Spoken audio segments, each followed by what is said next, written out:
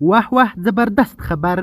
د افغانانو اتل مولوي محمد یعقوب مجاهد خپل وعده پوره کړل. افغان امنیتي ځواکونه پاکستان ته داخل سوي او هلته یې 26 تنه پاکستاني ځواکونه هلاک کړل. مولوي محمد یعقوب مجاهد نور تازه دمي ځواکونه هم ډیورنډ فرضي کرښې ته ولېږل. پر پاکستان اور بل دی. دا چې څنګه اولي افغان امنیتي ځواکونو پر پاکستان حمله کړې او اوس د جګړې تازه حال څه دی؟ د ملي دفاع وزارت او پاکستاني چارواکو څه ویلي؟ بشپړ حال را سره هم د غروانه ویډیو کې کتلی سئ.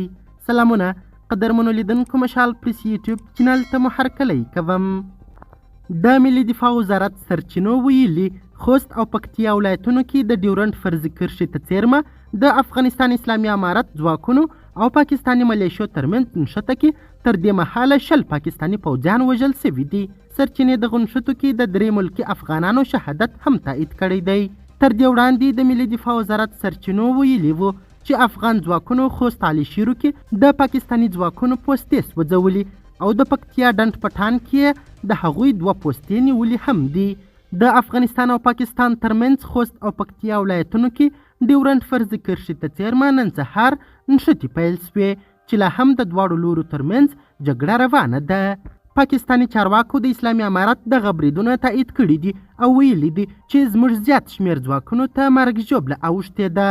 پر پاکستان د اسلامي امارت د دغه بریدونو په غبرګون کې خوستوالو د لاریون له لارې د افغان ځواکونو انتقامي بریدونه ستایلي دي.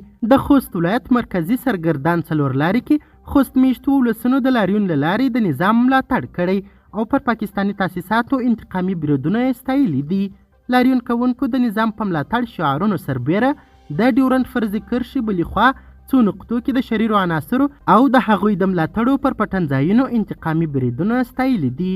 لاریون کوونکو د پکتیکا برمل کې د پاکستاني ځواکونو له لوري پر عامو وګړو بریدونه د نړیوالو قوانینو خلاف او بشري ضد کړنې وبللې.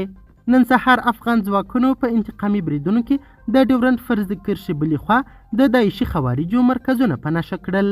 همدارنګه د افغانستان د ملي دفاع وزارت ویاند عنایت الله خوارزمي په دې اړه ویلي چې دې بریدونو کې د شریرو کړیو او د هغوی د ملاتړو هغه پټنځایونه په نښه سوي دي چې افغانستان کې بریدونه ترې تنظیمېدل.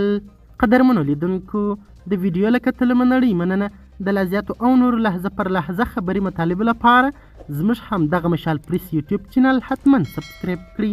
تر بیا او بلې ویډیو ښه وخت ښې چارې د الله په امان.